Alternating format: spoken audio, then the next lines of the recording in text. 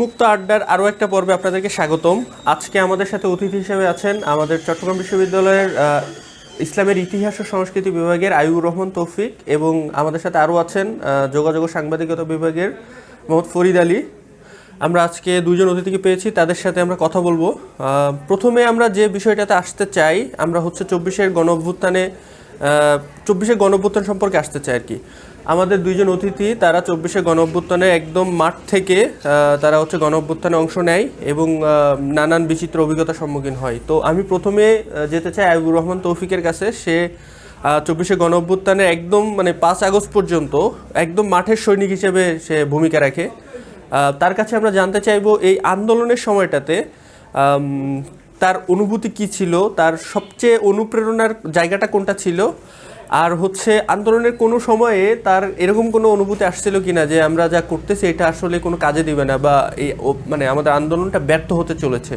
তো এই তিনটা দিক আমি চাইবো যে আইয়ুর রহমান তৌফিক আমাদেরকে একটু যদি আলোকপাত করে আর কি। আচ্ছা, সঞ্চালক ফারুক সাহেবকে ধন্যবাদ।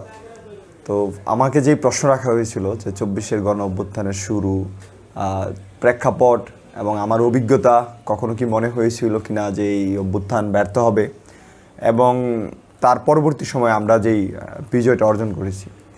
আসলে সত্যি বলতে জুলাইয়ের যে 5টা সপ্তাহ বা যে 5টা সপ্তাহ আমরা অতিক্রম করেছি, এটা আসলে খুবই অপ্রত্যাশিত এবং অনেকটা অবাক করা ব্যাপার ছিল আমাদের এই দেশের জন্য, এবং এই 5 সপ্তাহ একটা হিস্ট্রি তৈরি করে ফেলেছে। আমি যদি পিছনে যাই, তো সব কিছুই শান্তভাবে চলছিল। তো হঠাৎ করে দেখা গেল যে নিউজ আসলো যে পূর্বের কোটা নীতি বাতিল হয়েছে, 30% কোটা আবার বহাল করা হয়েছে। তো শান্ত বিশ্ববিদ্যালয়ে আস্তে আস্তে কেমন যেন একটা অশান্ত হওয়া শুরু করলো। গত কুরবানির ঈদ আগে আমরা দেখলাম যে আমাদের শহীদ মিনারে যখন প্রথম মানববন্ধন হয়, সেখানে অল্প কিছু সংখ্যক শিক্ষার্থী ছিল, তাদের দাবি ছিল যে এই কোটা সংস্কার করা এবং পূর্ববর্তী যে কোটা ব্যবস্থা ছিল সেই নীতিতে ফিরে যাওয়া। তো সেখানে যারা অংশ নিয়েছিল, যদি খুব স্মরণ করার চেষ্টা করি, যারা সরকারি চাকরি প্রত্যাশী ছিল এবং প্রিপারেশন নিচ্ছিল বা যাদের মনে একটা আকাঙ্ক্ষা আছে, শুধুমাত্র তারাই ওখানে গুটি কয়েক সেই মানববন্ধনে অংশ নিয়েছিল। তো দেখা গেল ওই সময় আমরা দেখতাম যে একটা চল বা একটা রেওয়াজ হয়েছিল যে আপনি যে কোনো দাবি যদি জানাইতে চান, তাহলে আপনাকে বুঝাইতে হবে যে আমি সরকার পক্ষের লোক, আমি শেখ হাসিনার লোক, বা আমি শেখ মুজিবুর রহমানের প্রতি শ্রদ্ধাশীল। তো আন্দোলন যখন 24 শহীদ মিনারে শুরু হয়, তখন প্রথম স্লোগান দিল শেখ হাসিনার বাংলায় বৈষম্যের ঠাঁই নাই, বঙ্গবন্ধুর বাংলায় বৈষম্যের ঠাঁই নেই। তো আমি যখন শহীদ মিনারে গিয়ে দাঁড়ালাম, তা আমার মনে খুব বেশি সরকারি চাকরির প্রত্যাশার তেমন উচ্চাকাঙ্ক্ষা ছিল না, এবং এই রাষ্ট্র আমাকে সরকারি চাকরি দিবে সেটাও আমার প্রত্যাশার বাইরে ছিল। কারণ যে পরিমাণ দলীয়করণ এবং সব কিছুর একটা পদ্য পরিবেশ করে রাখা হয়েছিল। তো আমি যখন ওখানে অংশ নেই, আমি একটু হতাশ করেছি এই স্লোগানটা যে শেখ হাসিনার বাংলায় বৈষম্যের ঠাঁই নেই। আসলে আপনি যদি দেখেন যে কোনো আন্দোলন বা আমাদের শিক্ষা সংস্কার বা সব কিছুতে বইয়ে শেখ হাসিনার বাংলাদেশ, সব জায়গায় ওনার নামটা উচ্চারণ করতে পারে, কিন্তু ফ্যাসিবাদের একটা চরম লক্ষণ ছিল। তো আমি শহীদ মিনার থেকে বুদ্ধিজীবী চত্বরে এসে দাঁড়িয়ে যাই। দাঁড়ানোর পরে ঘটনাটা দেখলাম। তার পরবর্তী সময় যখন আন্দোলন করছে, তারপর আমি চিন্তা করলাম যে আমি চাকরি করি আর না করি, কিন্তু এই রাষ্ট্রের, এই বিশ্ববিদ্যালয়ের শিক্ষার্থীদের এবং একটা যোগ্য জনপ্রশাসন তৈরিতে আমাদের কোটা ব্যবস্থার আসলে সংস্কার দরকার। তো আমি সেই থেকে আমার আন্দোলনে অংশ নেওয়া। তার পরবর্তী সময়ে, ঈদের পরবর্তী সময় যখন আন্দোলন শুরু হলো, আমরা ক্যাম্পাসে টুকটাক আন্দোলন শুরু করি। তারপর দেখলাম যে আন্দোলনটা এইভাবে হচ্ছে না, আমাদেরকে এটা শহরমুখী করতেই হতো, এবং এইটা ছিল আমাদের একটা যুগান্তকারী ঘটনা। তারপর আন্দোলনে যারা দায়িত্বশীল ছিলেন তারা শহরে আন্দোলনটাকে নিয়ে যায়। আমরা নিয়মিত শাটলে করে শহরের 2 নম্বর গেটে আন্দোলন শুরু করি, এবং দেখা যায় যে আমাদের সাথে শুরুতে চট্টগ্রাম বিশ্ববিদ্যালয়ে শুরু হয়েছিল, কিন্তু আমরা আহ্বান করি চট্টগ্রামের যে শিক্ষার্থীরা সবাইকে আসার জন্য, এবং দেখা গেল যে শহরের 2 নম্বর গেট ব্লকেট করে তারপর আমাদের আন্দোলনটা শুরু হয়। এবং এই আন্দোলনে সারা চট্টগ্রামের যে শিক্ষার্থীরা আছে তারা এখানে যোগ দেয়, আমাদের দাবি দেওয়া জানাইতে থাকে। কিন্তু জুলাইয়ের 10 তারিখের পর থেকে জিনিসটা আসলে উত্তপ্ত হতে থাকে, এবং দেখা যায় যে খুব সম্ভবত 11ই জুলাই 12ই জুলাইয়ের হামলা করছে।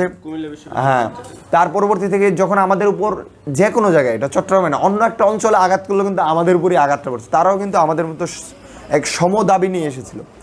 তো সেই থেকে আমাদের ভিতরে একটা আবার দ্রোহের জন্ম হয় যে সরকার আমাদের উপর বল প্রয়োগ করতে চেয়েছিল।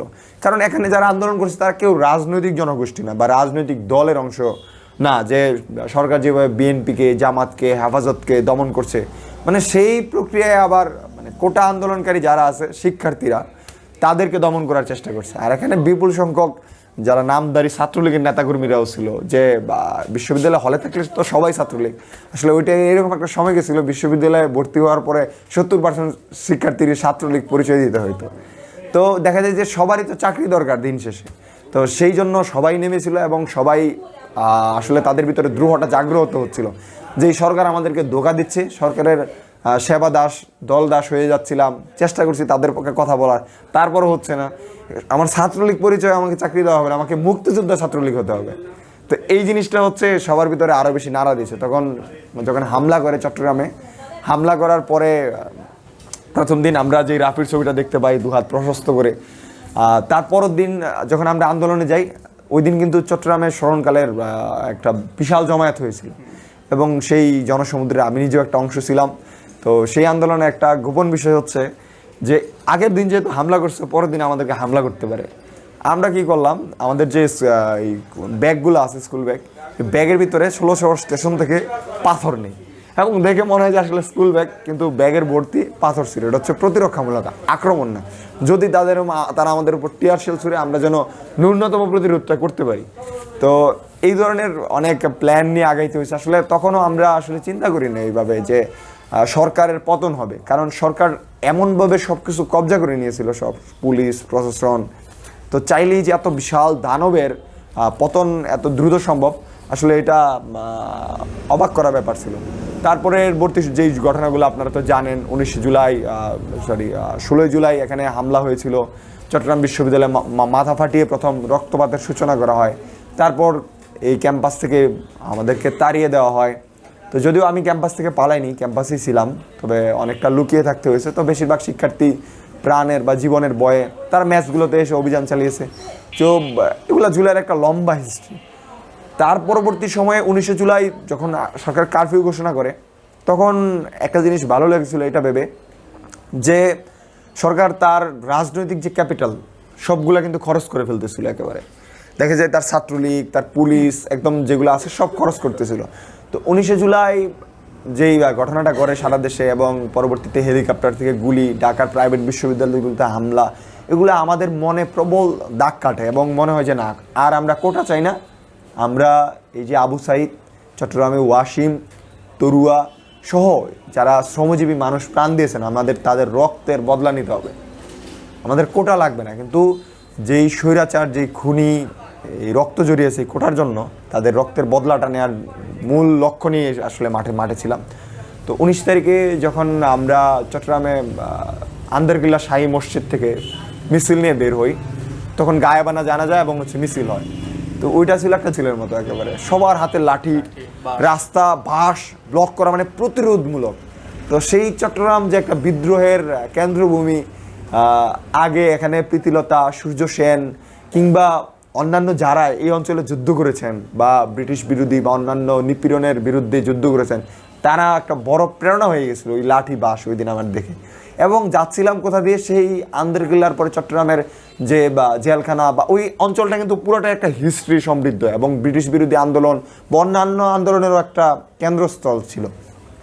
তো দেখা গেল আমরা শান্তিপূর্ণভাবেই ওই প্রোগ্রামটা শেষ করছিলাম, কিন্তু কাজিরদৌরিতে আসার পর পুলিশ প্রচুর টিয়ার শেল নিক্ষেপ করে, যে যার মতো বিক্ষিপ্ত। আর ওই সময় আসলে সব যে শিক্ষার্থী ছিল তা না, মুসল্লিরা নেমে আসছিল, পলিটিক্যাল বিভিন্ন পার্টির যে মানুষজন তারা বৈষম্য বিরোধী ছাত্র আন্দোলনে ব্যানার নেমে আসছে।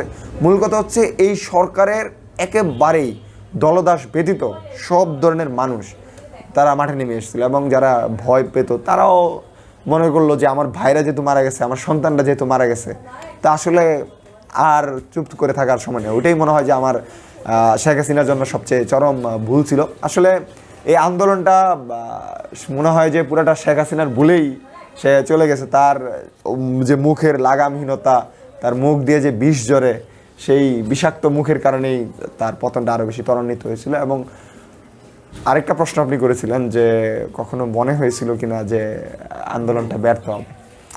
আসলে এটা মনে হয়েছিল কখন, যখন হচ্ছে হ্যাঁ ইন্টারনেট অফ করে দিল, এত মানুষ হত্যা করলো, সারা দেশে একটা বদ্ধ পরিবেশ তৈরি করলো, মানে গুটি কয়েক মানুষ পুরো দেশের মানুষকে জিম্মি করে ফেললো, তখন আন্দোলনটা আবার কিন্তু একটা স্তিমিত হয়ে গেছিলো। ওইভাবে আর আগাইতে পারছিল না। আমাদের সমন্বয়কদেরকে অ্যারেস্ট করা, তাদেরকে বন্দি করা এবং চারদিকে একটা ভয় ভীতি, এই জিনিসগুলো কিন্তু একটা মানে আমাকে হতাশার জন্ম দিতেছিল যে আবার তো সব কিছু শুরু হয়ে গেল। শেখ হাসিনা এসে মেট্রো রেলের সামনে কান্নাকাটি শুরু করলো বা টেলিভিশন মিডিয়া সব কিছু নিয়ন্ত্রণে নিয়ে নিল। তো এই জিনিসটা আসলে অনেক বেশি ক্ষোভের ছিল। তারপরে যখন আবার রাষ্ট্রীয় শোক দিল, শোকের রং তারা কালো আর আমাদের শোকের রং ছিল লাল।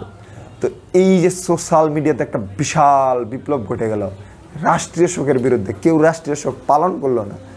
আমরা সামাজিক যোগাযোগ মাধ্যমটা কিন্তু আমাদের একটা অনেক বেশি ঐক্যবদ্ধ করছিল এবং তখন আবার মনে হয়েছিল যে না, এবার কিছু হবে। তারপরে টার্নিং পয়েন্টটা যদি বলি, জুলাইয়ের 1 তারিখ থেকে 4 তারিখ পর্যন্ত, মানে হাসিনা পতন, এই 4টা দিন একদম প্রবলভাবে মাঠে ছিলাম এবং মনে হয়েছে যে এবার ডু অর ডাই, এবার কিছু করতেই হবে। তো দেখা গেল এত হত্যা, এটা সাধারণত আমাদের যে আর্মির সোলজাররা তারাও মাইনে নিতে পারেনি, বা দেশের আসলে কোনো বিবেকময় মানুষ যে জায়গায় আছে মেনে নেওয়া সম্ভব না। এবং পুলিশের সন্তানরাও মারা গেছে, তারাও কিন্তু ক্লান্ত হয়ে গেছিলো এই জিনিসগুলোতে। একেবারেই যারা এই দানব সরকারের সবচেয়ে বেশি সুবিধাভোগী, বিদেশে কোটি কোটি টাকার সম্পদ পাচার করছে, তারা শেখ হাসিনাকে ক্ষমতা রাখতে চাইছিল, কারণ তাদের এই দেশে সম্পদ আছে বা অন্যান্য ফ্যাসিলিটিস আছে। কিন্তু যারা এগুলার একটু বাইরে ছিল তারা কেউই আর চায় নাই। তো জুলাইয়ের চট্টগ্রামের কথাই যদি বলি, আপনারা যে নিউ মার্কেট ছবিগুলো দেখেন, ড্রোন শটগুলো দেখেন, কী পরিমাণ মানুষ সেখানে সংযুক্ত হয়েছিল। জুলাইয়ের 1 তারিখ, 2 তারিখে প্রবল বৃষ্টি উপেক্ষা করে মানুষ মাঠে ছিল, 3 তারিখে তো বিশাল জমায়েত, 4 তারিখে মূলত আমাদের ফাইটটা হয়েছিল কাদের সাথে, যুবলীগ, ছাত্রলীগ বনাম হচ্ছে পুলিশ ওই দিন মাঠে তেমন একটা সক্রিয়, তারা ভয় পেয়ে গেছিলো আসলে তাদের যে সদস্যদেরকে মেরে যাত্রাবাড়ি ঝুলিয়ে দেয়া, বা তারা মানসিকভাবে একটা বিপর্যস্ত হয়ে গেছিলো তাদের সদস্যদের মৃত্যুর পরে। তো এই জিনিসগুলো, আর ওরাও তো এখানে দেখা যায় যে অনেক পুলিশ সদস্য একেবারেই প্রান্তিক মানুষ থেকে উঠে আসা, তাদের মন আছে, হৃদয় আছে, কিন্তু মানে দানব সরকার তাদের মন হৃদয়কে এমনভাবে পিষে, একটা ফুল যেভাবে আছে এইভাবে পিষে একেবারে জনগণের বুকে গুলি চালানো যে অর্ডার আছে, তারাও ওইরকম বাধ্য ছিল না। কিন্তু ছাত্রলীগ যুবলীগ খুবই ভয়ঙ্কর হয়ে উঠছিল, বিশেষ করে নিউ মার্কেটে হামলা, তার পরবর্তী সময় ওয়াসার মোড়, টাইগার পাস। তো ওই দিন খুবই গোলাগুলি এবং অনেক বেশি ভয়াবহ অভিজ্ঞতার মুখ দিয়ে গিয়েছিলাম। তার পরবর্তী সময়ের যে ব্যাপারগুলো, এগুলো তো আপনারা সবাই জানেন যে 5 তারিখ আসলে চট্টগ্রামে আমাদের আর কিছু করার ছিল না। 4 তারিখে চট্টগ্রামে যা করার আমরা করে দিয়েছি। 5 তারিখে আমরা ঢাকার দিকে তাকিয়েছিলাম যে ঢাকায় কী হবে, যেহেতু আমাদের এই জায়গা থেকে ঢাকা যাওয়া সম্ভব হচ্ছিল না। আমরা একদম পুরোপুরি ঢাকার উপর তাকিয়েছিলাম যে কি হয় ঢাকায়, কারণ চট্টগ্রামে তো আর সংসদ ভবন নাই যে দখল করব, চট্টগ্রামে তো আর বঙ্গভবন নাই যে দখল করব, আর ওইদিকেই সমর্থন দিচ্ছিলাম, খোঁজ নিচ্ছিলাম। তো খুব উদ্বেগ, উৎকণ্ঠা এরকমের ভিতর দিয়ে যাচ্ছিল যখন হাসিনা পতনের ধ্বনি পেলাম। চট্টগ্রাম বিশ্ববিদ্যালয় থেকে একটা সিএনজি নিয়ে শহরের 2 নম্বর গেট চলে গেলাম মিছিল দিতে। ওই দিন যে দেখলাম রাস্তায় নারী পুরুষ গৃহবধূ যে ঘর থেকে বেরোয় না, শাড়ি পরা, সেও রাস্তায় তার বাচ্চাকে নিয়ে নেমে আসছে, দেখতে আসছে। তো এত বড় হিস্ট্রি, এটা আমার কাছে আসলে কল্পনার মতো লাগে। আসলে এটা যদি পুঙ্খানুপুঙ্খভাবে বিশ্লেষণ করতে চাই, এটা অনেক বড় অধ্যায়, অনেক বড় বিস্তীর্ণ, অনেক বড় ক্যানভাস। তারপরও খুব সংক্ষেপে আর কি যেটা বলা যায় সেটা বলার চেষ্টা করছি। আচ্ছা, আমরা আইবুর রহমানের কথা শুনছিলাম, খুব চমৎকার করে গুছায় বললেন যে পুরো আন্দোলনের সময়টা তার অভিজ্ঞতা। এখানে আমি একটা জিনিস যুক্ত করতে চাই। 16 তারিখে চট্টগ্রামে যে আমাদের প্রথম যে 2 জন ভাই মারা যান, শহীদ হন, ওই মিছিলটাতে আমি আসলে মুরাদপুর ছিলাম এবং অন্যান্যদের মতো আমিও ছিলাম। তো ওখানে আমার অভিজ্ঞতা ছিল যে আইবু যেটা বলতেছিল যে ব্যাগ ভর্তি পাথর, যে যেভাবে পারে হচ্ছে ব্যাগ ভর্তি পাথর, তারপরে হচ্ছে হাতে বাঁশের ছোট লাঠি, সবগুলো নিয়ে আসলে ওই দিনটা হচ্ছে মাঠে গেছিল। কারণ তাদের শঙ্কা ছিল যে আগের দিন যেহেতু পুলিশ তাদের উপর হামলা করছে, তারপরে হচ্ছে ছাত্রলীগ যুবলীগের গুন্ডারা হামলা করছে, সেই হিসেবে প্রতিরোধের জন্য তার আগে থেকে প্রস্তুতি নিয়েছিল। আমাদের মেস থেকে আমরা 6-7 জনের মতো থাকতাম, আমরা সবাই গেছিলাম সেদিন।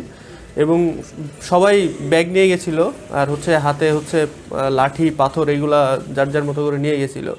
কিন্তু দুর্ভাগ্য যে ওই দিন আমরা আন্দোলনের যে প্রথম ঢেউটা আমাদের ছাত্রলীগ তারপর হচ্ছে যুবলীগের ছেলেপেলেরা আমাদের মুরাদপুর মোড় থেকে আমাদের এইদিকে ভিতরে ঢুকাই দেয়, মানে আমাদের হচ্ছে ওই ঢুকানোর ফলে আমরা হচ্ছে আটকে পড়ি, মানে অনেক ছেলেপেলে হচ্ছে বিভিন্ন বাসায় ঢুকে যায় এবং তারা ওই দিন আর বেরোইতে পারে না, বাসায় ঢুকে পড়ে। এবং হচ্ছে আমাদের ওই যে মোহাম্মদপুরের যে ভিতরের যে রাস্তাগুলা ওগুলো এমন সিস্টেম যে ওগুলো সব হচ্ছে আমাদের টোকাইগুলা, ছাত্রলীগ যুবলীগের টোকাইগুলো তারা বিভিন্ন মোড়ে মোড়ে অবস্থান নেয় এবং আমাদের সন্ধ্যার আগে বা এশার আগ পর্যন্ত যারা হচ্ছে বাসায় ঢুকে গেছিলো বিভিন্নভাবে তাদেরকে আর বেরোতে দেয় না।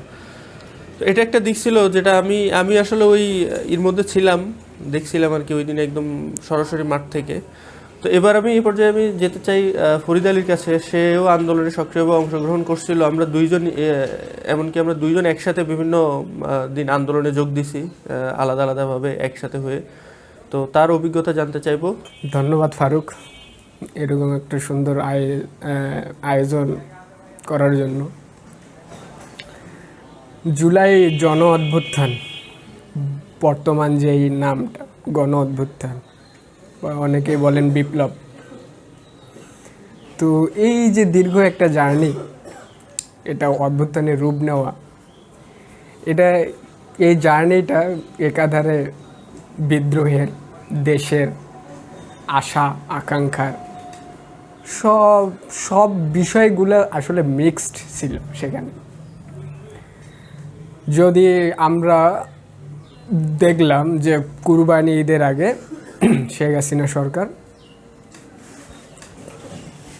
কোটার একটা সিস্টেম করে দিল, তো স্বভাবতই আমরা আশা করছিলাম যে ছোটোখাটো করে হলেও এই কোটার একটা প্রতিবাদ হবে।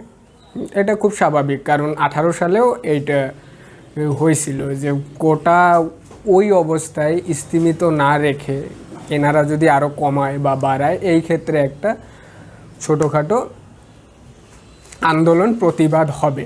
কিন্তু এটা হতে হবে ওই দলীয় সরকারের ভিত্তিতে, যে আমরা ওদের পক্ষের লোক কিন্তু আমরা একটু সুবিধা বঞ্চিত, এই জন্য আমাদেরকে সুবিধাটা দিতে হবে।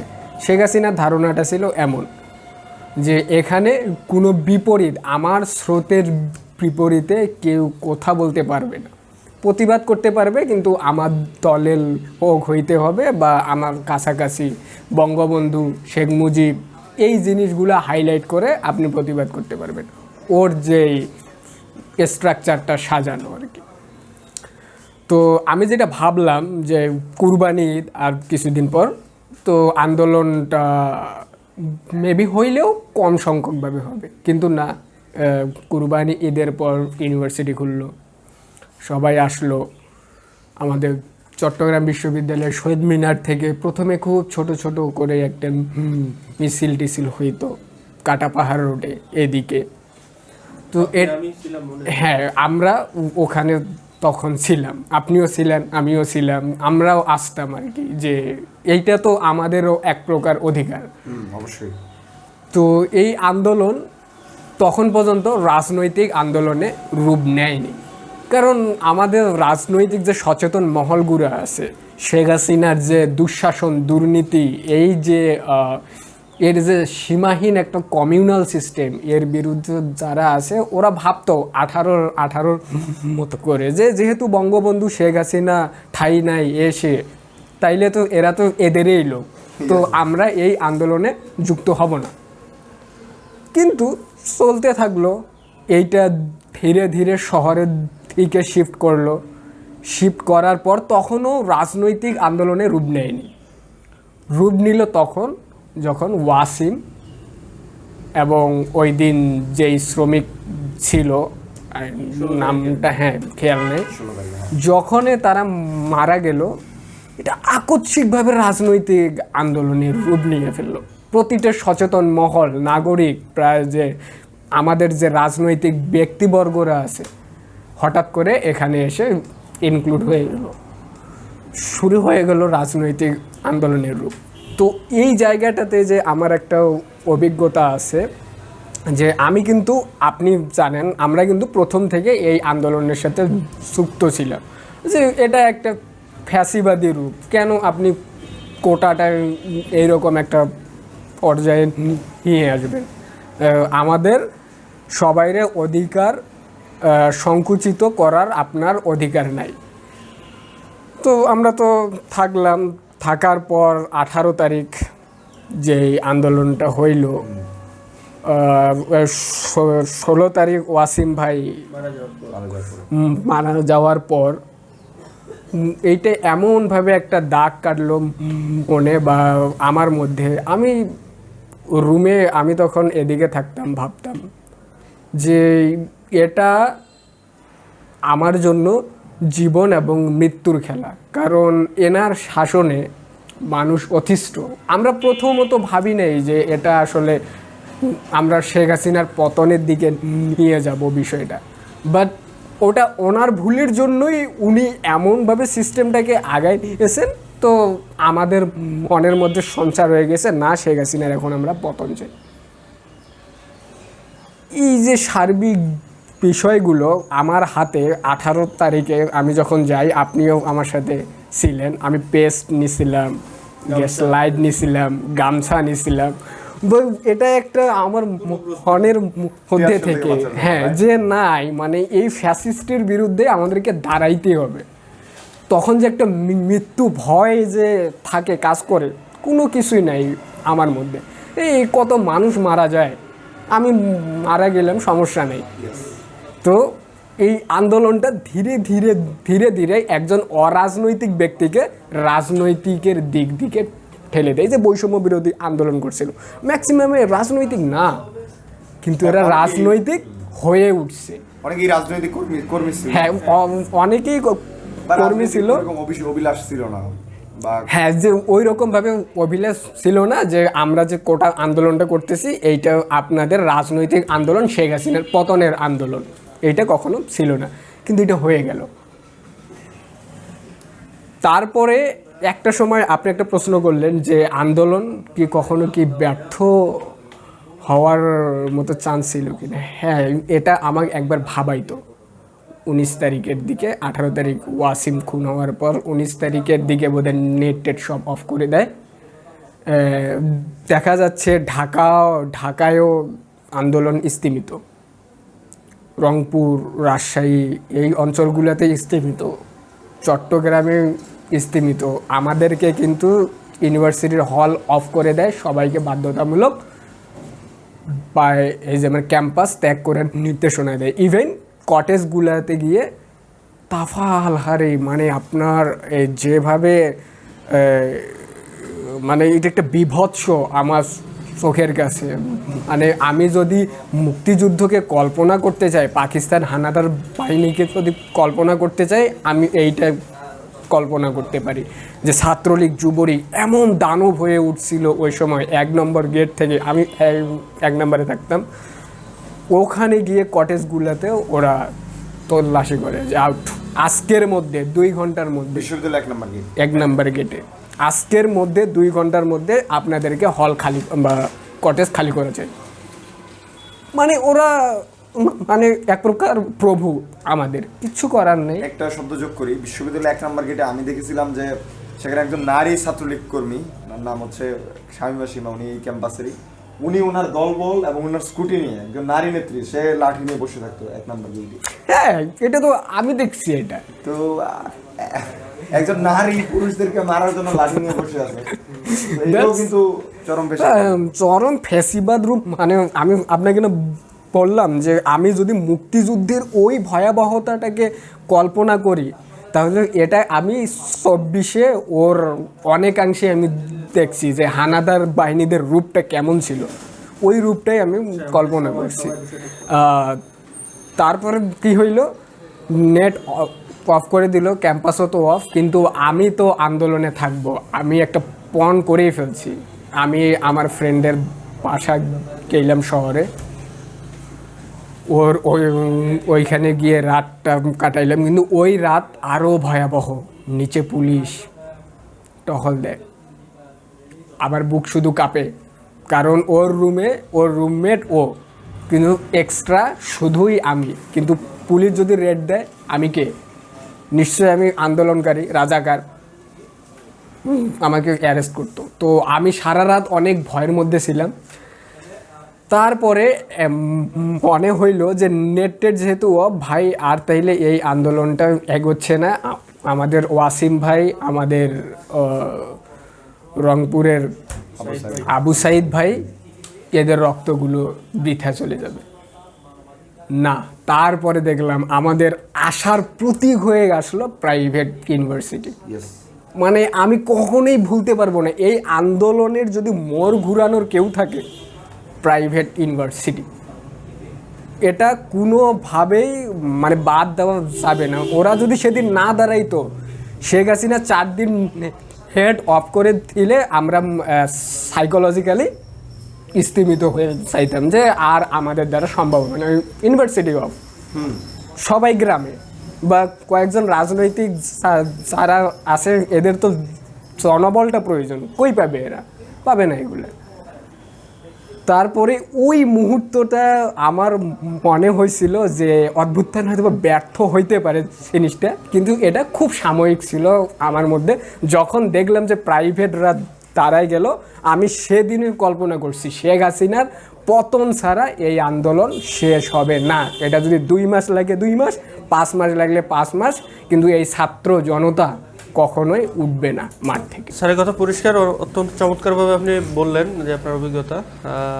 এখানে আমি একটু আমার 2টা অভিজ্ঞতার কথা বলতে চাই। যে যখন হচ্ছে আমাদের প্রথমবার ইন্টারনেট অফ করে দেয়, কারফিউ জারি করে, তখন হচ্ছে আমরা তো বাইরে বেরোতে পারতেছিলাম না, ইন্টারনেট থেকে কোনো খবর জানতে পারতেছিলাম না। ওই সময় আমরা হচ্ছে রাখতাম সমকাল, মানে আমাদের মেস যেটা ছিলাম আমরা ওইটাতে সমকাল রাখতাম। কিন্তু ওই কারফিউর সময়টাতে আমাদের যে পত্রিকা যিনি দিতেন, উনি হচ্ছে প্রথম আলো ছাড়া আর কিছুই দিতে পারতেন না।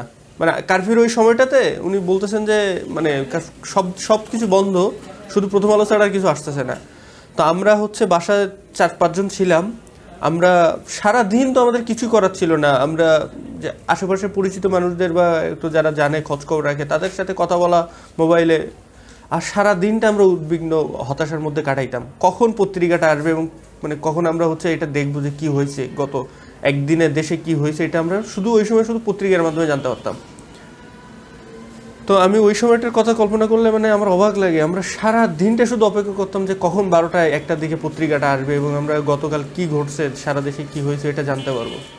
মানে এই যে একটা মানে পত্রিকার অপেক্ষায় বসে থাকে, এটা মানে কি যে চমৎকার লাগতো যখন পত্রিকাটা হাতে পাইতো। এবং পুরো পত্রিকা, সচরাচর আমরা সম্ভবত পুরো পত্রিকা পড়ি না, কিন্তু ওই সময়টা আমাদের এমন যে পুরো পত্রিকার প্রত্যেকটা নিউজ ধরে ধরে আমরা পড়তাম যে দেশের কোথায় কি হয়েছে টু দ্য পয়েন্টে। মানে এটা একটা অন্যরকম জিনিস।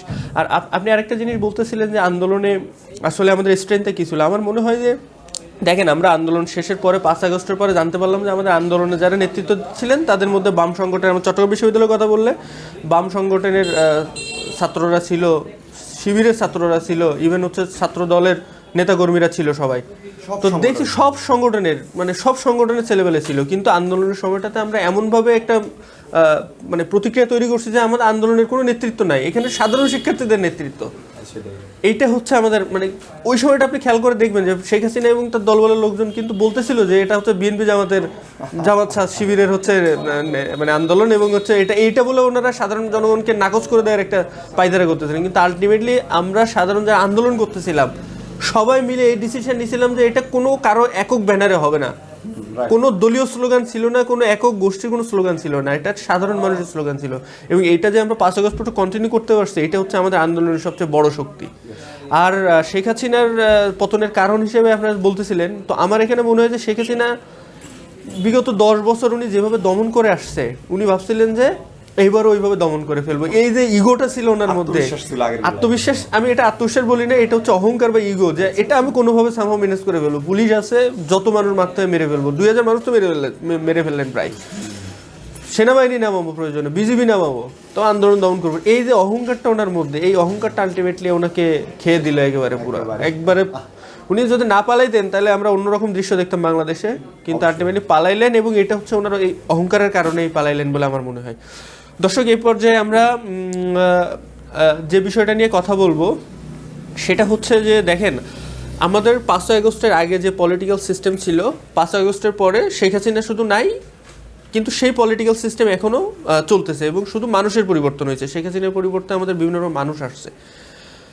তো আমি যেটা মানে প্রশ্ন যেটা, যে আমরা কি একটা সিস্টেমের পরিবর্তন ছাড়া শুধু মানুষের পরিবর্তন দিয়ে আমাদের যে ভবিষ্যৎ বাংলাদেশ আমরা যেভাবে চাই, সেই বাংলাদেশ কি বিনির্মাণ সম্ভব কিনা, এবং মানে এই সম্ভব কিনা এটা নিয়ে আমরা আমাদের অতিথিদের বক্তব্য শুনবো। সাথে সাথে আমরা আরেকটা বিষয় যুক্ত করব যে, এবং এই যে পলিটিক্যাল সিস্টেমটা ডেভেলপ করতে আমাদের যে শিক্ষাক্ষেত্রের যে প্রভাব, মানে আমাদের যে শিক্ষাক্রম বা আমাদের শিক্ষা ব্যবস্থা আছে, তার সাথে এই পলিটিক্যাল সিস্টেম বিনির্মাণের সম্পর্ক কি, এই দুইটা জিনিস আমরা হচ্ছে একটু জানতে চাইবো সংক্ষেপে আমাদের দুজন অতিথির কাছ থেকে। প্রথমে আমরা হচ্ছে যাইতে চাইবো যে আইবুর রহমান তৌফিকের কাছে, তারপর আমরা যাবো হচ্ছে ফরিদ আলীর কাছে। তো আইবুর রহমান তৌফিক, আপনি।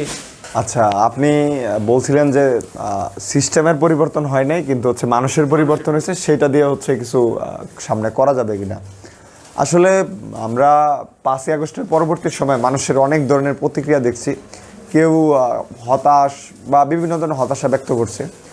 আমরা যদি ফরাসি বিপ্লবের কথা চিন্তা করি, ফরাসি বিপ্লবের পরে ফরাসি বিপ্লবের যেই চিন্তাগুলো ছিল তা পুরোপুরি বাস্তবায়ন হয় নাই, কিন্তু হচ্ছে তার যে মূল কিছু আদর্শ বা একটা সিস্টেম পরিবর্তন হয়েছিল, এবং নানান ঘাত প্রতিঘাত থাকলেও পরিবর্তন হয়েছিল। এবং একজন নেপোলিয়নের উত্থানের জন্য কিন্তু হচ্ছে 10 বছরের অপেক্ষা করতে হয়েছিল। তা আমার মনে হয় যে বিপ্লব শেষ হয় না, বিপ্লবটা এখনও চলমান আছে। আসলে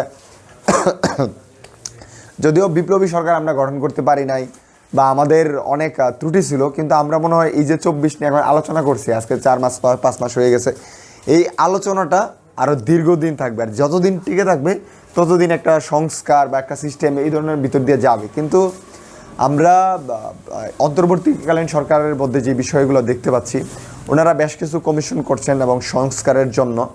তো বিশেষ করে বিচার, জনপ্রশাসন, পুলিশ, এই বিষয়গুলো অবশ্যই সংস্কার করা উচিত। যদি সংস্কার করে না বা আগের সিস্টেমই থাকে, তাহলে দেখা যায় যে এখানে যদি ব্যক্তির পরিবর্তন হয়, তাহলে এমন একটা মানে বাটপারি ব্যবস্থা এই জায়গায় তৈরি আছে, মানে এটার ভিতর দিয়ে যেই যাবে সেই হচ্ছে বাটপার হয়ে যাবে, সেই বাটপার হয়ে যাবে। তো সেই যে বাটপারির যে পদ্ধতি, এই জিনিসটা অবশ্যই পরিবর্তন করা দরকার। নয়তো হচ্ছে ব্যক্তি মানুষের পরিবর্তন হলেও যে সিস্টেমের পরিবর্তন, এটা হচ্ছে হবে না বলে আমি মনে করি। এবং এই জায়গায় আমাদের কিছু শক্ত প্রতিষ্ঠান ধারণ করানো দরকার, বিশেষ করে নির্বাচন, বিচার ব্যবস্থা এবং হচ্ছে দেশের যে জনপ্রশাসন। তো শেখ হাসিনা, একটা কথা অনেকেই বলে যে শেখ হাসিনা তো চলে গেছে, রাইট? শেখ হাসিনা চলে যাওয়ার পরে কিন্তু তার যে দলপল বা পঙ্গপাল, এটা কিন্তু এখানে পুরোপুরি রেখেই গেছে। এবং তারা শ্রদ্ধা আবরণে বিভিন্ন মোড়কে এখন বিভিন্ন রূপ ধারণ করছে। কিন্তু তাদেরকে যদি আমরা এই জায়গা থেকে সরিয়ে যোগ্য মানুষদেরকে জায়গা করে না দিতে পারি, তাহলে এটা কিন্তু আমাদের জন্য একটা বড় ট্র্যাজেডি হয়ে দাঁড়াবে সামনে, এবং আমরা যে শহীদের রক্ত, এটার সুফলটা পাবো না। তারপরেও যদি বিচার বিভাগ, শাসন বিভাগ, আইন বিভাগ, এই কিছু বিষয় দাঁড়াইতে পারে, বিশেষ করে নির্বাচন আর হচ্ছে বিচার বিভাগ, দুইটা জিনিস যদি সোজা থাকে, অন্তত একটা মানুষের কিন্তু ফ্যাসিবাদী রূপ দাঁড় করানোটা অনেকটা বেশি কঠিন হয়ে যায় এই দুইটা প্রতিষ্ঠান দাঁড়িয়ে গেলে। আর আপনি বিশ্ববিদ্যালয়ের কথা বা হচ্ছে শিক্ষার ব্যাপারটা বলতেছিলেন, আসলে একটা দেশ কিন্তু দাঁড়াইতে শিক্ষাই দরকার। আমরা যত যাই কিছু বলি, কিন্তু একটা দেশের জনগোষ্ঠীর ভিতরে যদি হচ্ছে রাজনৈতিক সচেতনতা আসে, শিক্ষার পরিবর্তন না আসে, তাহলে কিন্তু সম্ভব না। আমি যদি এই বিশ্ববিদ্যালয়ের কথা তুলনা করি, চট্টগ্রাম বিশ্ববিদ্যালয়ের কথা তুলনা করি, মানে রাষ্ট্রের মূল হটস্পট বা ফুসফুস কিন্তু এই বিশ্ববিদ্যালয়গুলো। তো এই বিশ্ববিদ্যালয়ের কথা, আমার নিজের বিশ্ববিদ্যালয়ে যদি চিন্তা করি, এখানে যদি 700-800 শিক্ষক থাকে, আপনি চিন্তা করেন কতজন শিক্ষক এই সময় ফ্যাসিবাদের বিরুদ্ধে কথা বলেছিল, কতজন শিক্ষক ফ্যাসিবাদের বিরুদ্ধে বিবৃতি দিয়েছিল। আমরা এই শহীদ মিনারে 2-3 জন দেখতাম, আর বেশিরভাগ কিন্তু গা বাঁচানো শ্রেণী ছিল। এবং এই শিক্ষক সমাজ দিয়ে আপনি কি পরিবর্তন এরকম আশা করতে পারেন? তো এই জায়গায় কিন্তু অনেক বেশি আমাদের শিক্ষকদেরও একটা সংস্কার বা একটা পরিবর্তন দরকার আমি বলে মনে করি। আর বিশ্ববিদ্যালয়ের কিছু ক্ষেত্রে সংস্কার হচ্ছে, আসলে রাতারাতি তো আসলে সব সম্ভব না। মানে শেখ হাসিনা এই দেশে সব কিছু ধ্বংস করে গেছে। আপনি যদি বিশ্ববিদ্যালয়ের একটা জেলা সমিতি দেখেন, সেই জায়গায় দলীয় প্রার্থীকে সভাপতি করতে হবে। তো মানে একদম ক্ষুদ্র ক্ষুদ্র প্রতিষ্ঠানেও উনি হচ্ছে রাজনীতি, মানে কোনো কিছু নেই, এবং পরিবারের ভিতরে পর্যন্ত বিভাজন উনি রাজনীতি দিয়ে করে দিয়ে গেছে। তো এক সময় মনে হয়েছিল যে উনি একটা চিরস্থায়ী বন্দোবস্ত জারি করে নিয়েছে এই জায়গায়। তো তার যে চিরস্থায়ী বন্দোবস্ত সেটা যেহেতু উৎখাত হয়েছে, তো আমি মনে করি যে পরবর্তীতে যারাই আসবে তাদের পক্ষে আসলে সম্ভব না যে এত দ্রুত আরেকটা চিরস্থায়ী বন্দোবস্ত কায়েম করা, কারণ মানুষ অনেক বেশি সজাগ, অনেক বেশি জাগ্রত। তো কেউ চাইলেই যে আগের মতো একটা বাটপারতন্ত্র কায়েম করবে এটা এতটা সহজ হবে না। তো আমরা যদি রাজনৈতিক দল এবং অন্তর্বর্তীকালীন সরকারের অবস্থাটা দেখি, যেমন এই দেশে একটা বড় রাজনৈতিক দল কিন্তু বিএনপি, তারা তাদের 31 দফা দিয়েছে এবং এই 31 দফাতে আমরা মানে রাষ্ট্র সংস্কার বা খুবই পজিটিভ কথা কিন্তু বলা হচ্ছে। এবং জামাত ইসলামের কথা যদি বলি, জামাত ইসলামও কিন্তু রাষ্ট্র সংস্কার পজিটিভ কথা বলতেছে। এবং রাজনৈতিক দলগুলো যদি এইরকম চিন্তা না করে তাহলে কিন্তু জনগণের মনে স্থায়ী আসন নিতে পারবে না। এবং ভবিষ্যৎ বাংলাদেশে আওয়ামী লীগ ফিরবে কি ফিরবে না, দেশ কেমন হবে, তা কিন্তু এই রাজনৈতিক দলগুলোর উপরে নির্ভর করছে যদি মোদ্দা কথাই বলি। তো তাদেরও কিন্তু বিশাল দায়বদ্ধতা আছে, তারাও কিন্তু আমাদের মতোই সবাই কিন্তু এই জায়গায় নিপীড়িত। বিশেষ করে জামাত ইসলামের প্রচুর কর্মী মারা গেছে, তাদেরকে অনেক বেশি নিপীড়ন করা হয়েছে, বিএনপিকে অনেক বেশি নিপীড়ন করা হয়েছে। তো তারা এত বড় নিপীড়নের ভিতর দিয়ে এসে আমার মনে হয় না যে আবার দ্রুতই আরেকটা ফ্যাসিবাদ কায়েম হয়ে যাবে। তবে তাদের আমার মনে হয় যে আরও বেশি দায়বদ্ধতা এই জায়গায় কাজ করবে। আর আরেকটা প্রশ্ন বলছিলেন হচ্ছে এই সংস্কারের ব্যাপারে।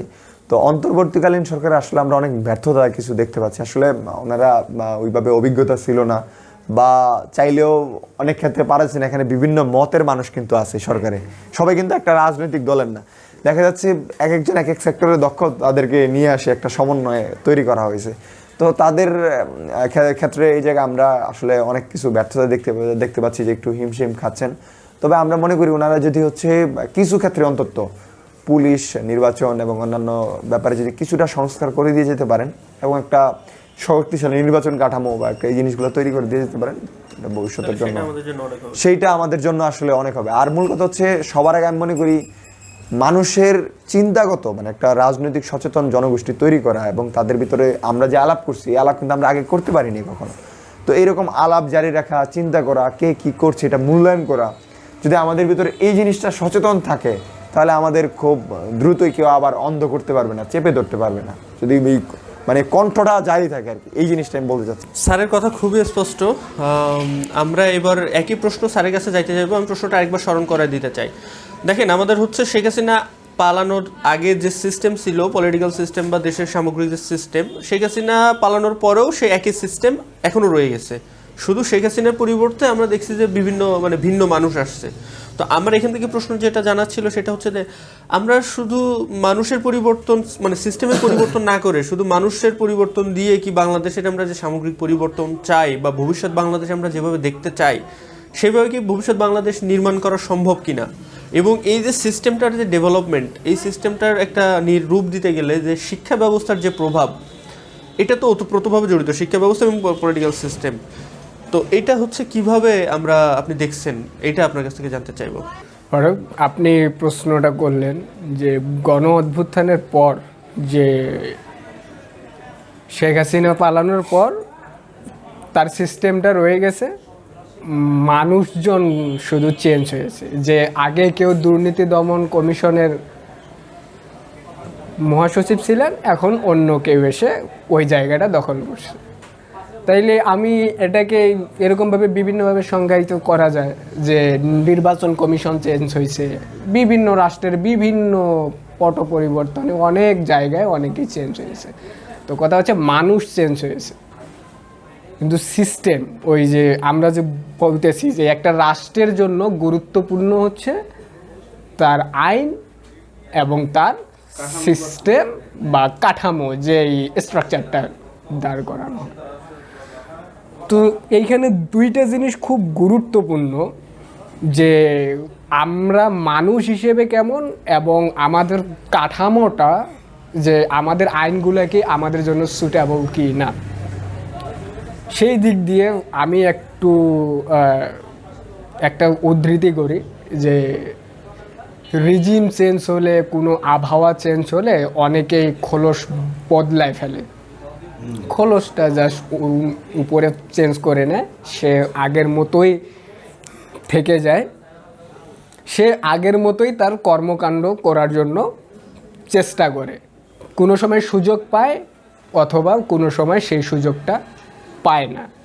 এখন আমার প্রশ্নটা হচ্ছে তৃতীয় জায়গায়, কোনো সময় সে যেন সুযোগটা না পায়। আপনি যখন কোনো ফ্যাসিজমকে সুযোগ দিবেন না, তখন দেখবেন এটা ধীরে ধীরে ধীরে ধীরে নাই হয়ে যাবে। এই সুযোগটা আমাদেরকে ফ্যাসিজমের কাঠামোয় গিয়ে দেওয়া যাবে না যে আপনি ঠিক আছে ভাই আগের মতোই আবার কিছু করেন। আরেকটা হচ্ছে সিস্টেমের কথা। এই যে গোটা সিস্টেমটা আছে, উপড়ে ফেলানো কি সম্ভব? আমার যেটা মনে হয় এই মুহূর্তে আমাদের যে জনদক্ষতা, আমাদের যে জনশক্তি, আমাদের ইন্টালেকচুয়াল ক্যাপাবিলিটি অনেকাংশে একটু আমি বোধ করি যে খুব বেশি না আবার খুব কমও না, একটা স্টেবল পর্যায়ে থাকে। তো এই ক্ষেত্রে আমার যেটা মনে হয় যে সিস্টেমগুলা আমরা ধীরে ধীরে ধীরে ধীরে ডেভেলপ করতে পারি। দুর্নীতি দমন কমিশন, নির্বাচন কমিশন, আরও এক্সেট্রা সাংবিধানিক কিছু কমিশন আছে। এই কমিশনগুলার আইনগুলা আমরা আরও পুনর্লিখন করতে পারি জনগণের স্বার্থে। দেখেন ফারুক, মানে মানুষ, একজন প্রান্তিক মানুষ, একজন গ্রামের মানুষ, রাষ্ট্রে কি আন্দোলন হচ্ছে, রাষ্ট্রে কি গণ অভ্যুত্থান হচ্ছে, বিপ্লব হচ্ছে, ডাজন্ট ম্যাটার, তাদের কাছে এটা কোনো পরোয়া করে না। ওরা দেখেন ভোর হলে হাল নিয়ে মাঠে যায়, পাট কাটে, জাগ দেয়, ধান কাটে, ধান মানে ধান উবায়। তো ওদের যে লাইভ লিডিং যে সিস্টেম, ওদের সাথে পলিটিক্যাল কোনো কানেকশান নেই, কিন্তু আমরা ওদেরকে পুঁজি করে আমাদের যে রাজনৈতিক, আমরা যে 15 বছরের শাসন দেখলাম, কমিউনাল শাসন, কর্তৃত্ববাদী শাসন, এর পুঁজিটা ছিল ওরাই। ওদেরকে পুঁজি করে করে করে চুষে খেয়ে খেয়ে খেয়ে এই শাসক, এই যে শেখ হাসিনার মধ্যে যে একজন ফ্যাসিস্ট মানুষ, বিশাল দানবে হয়ে গেছে পরিণত। আমি যদি হাসান রোবায়েতের কথা বলি, উনি কিছু যে শেখ হাসিনার আরশে আগুন জ্বালাও, এর অর্থ কি? যে ওনার যে আরশ, মানে এটা একটা খোদার আরশ বানায় ফেলছেন। She is one of the greatest. আর পৃথিবীতে কেউ নাই। বাংলাদেশে ওই যে বলে না যে আমাদের বিকল্প কেউ নাই, কেউ নাই, কেউ নাই, এর অর্থটা কি? উনি ওনাকে এমন এক জায়গায় কল্পনা করে নিয়ে গেছেন যে ওনার আর এখানে কেউ নাই। তো আমি যেটা চাচ্ছি আর কি, বা আমি যেটা চাই, এবং আগামী যে আপনার সিস্টেমেটিক যে আলোচনাটা, এইখানে আমাদের ধীরে ধীরে অন্তর্বর্তীকালীন সরকারকে ডেভেলপ করতে হবে। এটা ছাড়া বিপ্লব বা গণ অভ্যুত্থানের কোনো মানেই হয় না। সিস্টেমের পরিবর্তন ছাড়া কোনো মানেই হয় না। আপনি যদি সিস্টেম রেখে দেন ভাই, আরও 10 বছর পর সেম সিস্টেমের মধ্যে আরেকজন ফ্যাসিস্ট হয়ে যাবে, আবার রক্ত ঝরাইতে হবে। আমরা চাই না আর কোনো রক্ত ঝরুক, আমরা চাই না। আমরা সিস্টেম শেষ করব। সিস্টেম একটা জনগণের জন্য সুন্দর সিস্টেম থাকবে, তাদের অধিকার নিশ্চিত থাকবে, প্রতিটা রাজনৈতিক দলের অধিকার নিশ্চিত থাকবে, রাজনীতি করতে পারবে, সহিংসতা করতে পারবে না।